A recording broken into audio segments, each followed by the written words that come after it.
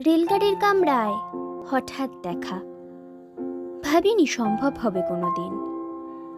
আগে ওকে বারবার দেখেছি লাল রঙের শাড়িতে, ডালিম ফুলের মতো রাঙা। আজ পড়েছে কালো রেশমের কাপড়, আঁচল তুলেছে মাথায়, দোলন চাপার মতো চিকন গোর মুখখানে ঘিরে।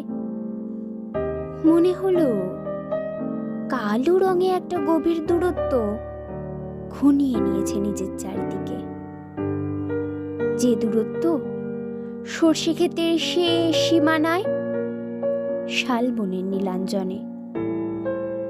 থমকে গেল আমার সমস্ত মনটা।